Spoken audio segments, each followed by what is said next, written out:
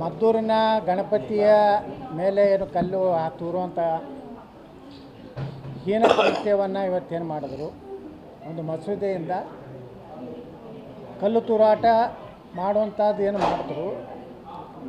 ಇವತ್ತು ಮಂಡ್ಯ ಜಿಲ್ಲೆಯಲ್ಲೂ ಸಹ ಹಿಂದೂಗಳು ಜಾಗೃತರಾಗಿದ್ದಾರೆ. ಇವರು ಕೇವಲ 4-5% ಇದ್ದವರು ಈ ರೀತಿ ದಬ್ಬಾಳಿಕೆ ಮಾಡ್ತಾರೆ. ನಾಳೆ 30-40% ಆದರೆ ನಾವು ಹಿಂದೂಗಳು ರಕ್ಷಣೆ ಹೆಂಗೆ ಅನ್ನೋವಂಥದ್ದು ಇವತ್ತು ಎಲ್ಲ ಹಿಂದೂಗಳಲ್ಲಿ ಒಂದು ಜಾಗೃತಿ ಮನೋಭಾವನೆ ಮೂಡ್ತಾ ಇದೆ.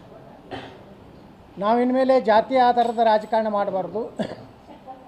ನಮ್ಮ ಸನಾತನ ಧರ್ಮ ಉಳಿಬೇಕು. ನಮ್ಮ ಧರ್ಮದ ರಕ್ಷಣೆ ಜೊತೆಗೆ ಸನಾತನ ಧರ್ಮದ ಜನರಿಗೆ ನ್ಯಾಯ ಸಿಗಬೇಕು. ಇವತ್ತು ನೋಡ್ತಾ ಇರ್ತೀರಿ, ಕರ್ನಾಟಕ ಸರ್ಕಾರ ಕೇವಲ ಮುಸ್ಲಿಂ ಸಮಾಜವನ್ನು ಓಲೈಕೆ ಮಾಡೋದರಲ್ಲೇ ತೊಡಗಿದೆ. ಒಬ್ಬ ರಾಜ್ಯದ ಮುಖ್ಯಮಂತ್ರಿಯಾಗಿ ನನಗೆ ಇನ್ನೊಂದು ಜನ್ಮ ಇದ್ದರೆ ನಾನು ಮುಸ್ಲಿಮ್ನಾಗ್ತೇನೆ ಅಂತ ಹೇಳ್ತಾರೆ.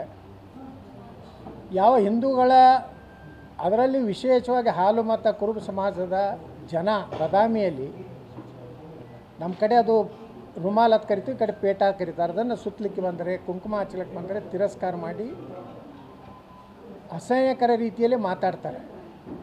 ಆದರೆ ಮುಸ್ಲಿಂ ಕಾರ್ಯಕ್ರಮದಲ್ಲಿ ಅತ್ಯಂತ ಸಂತೋಷದಿಂದ ಅವ್ರು ಹಾಕುವಂಥ ಟೋಪಿ ಹಾಕ್ಕೊಂಡು, ಅವ್ರು ಹಾಕುವಂಥ ಅರಬಸ್ಥಾನದ ಡ್ರೆಸ್ಗಳನ್ನು ಹಾಕ್ಕೊಂಡು ಅತ್ಯಂತ ಸಂತೋಷದಿಂದ ಅಭಿಮಾನದಿಂದ ಬೀಗ್ತಾ ಇರ್ತಾರೆ.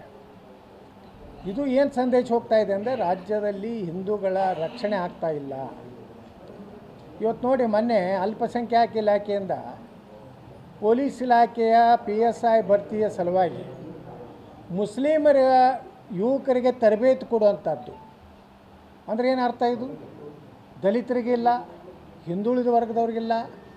ಪೊಲೀಸ್ ಇಲಾಖೆಯಲ್ಲಿ ಹೆಚ್ಚು ಮುಸ್ಲಿಮರ ತುಂಬಬೇಕು ಅನ್ನೋಂಥ ಸಂಚು ಇವತ್ತೇನು ಮಾಡ್ತಾಯಿದ್ದಾರೆ. ಇದರ ಅರ್ಥ ಕರ್ನಾಟಕವನ್ನು ಮುಸ್ಲಿಮೀಕರಣ ಮಾಡುವಂಥ ಕೆಟ್ಟ ಸಂಸ್ಕೃತಿಗೆ ಇವತ್ತು ರಾಜ್ಯ ಸರ್ಕಾರ ಬಂದಿದ್ದು. ತುಂಬ ದಪ್ಪ ಇದ್ದೀರಾ, ಅದರಲ್ಲೂ ಯಾವುದೇ ಸೈಡ್ ಎಫೆಕ್ಟ್ ಇಂದ ಸಣ್ಣ ಆಗ್ಬೇಕಾ?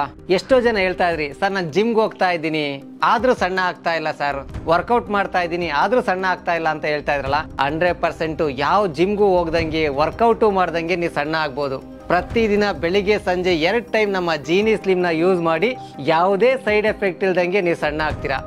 ಯಾಕೆಂದ್ರೆ ಜೀನಿ ಸ್ಲಿಮ್ಮು ಒಂದು ಉತ್ತಮ ಆಹಾರ.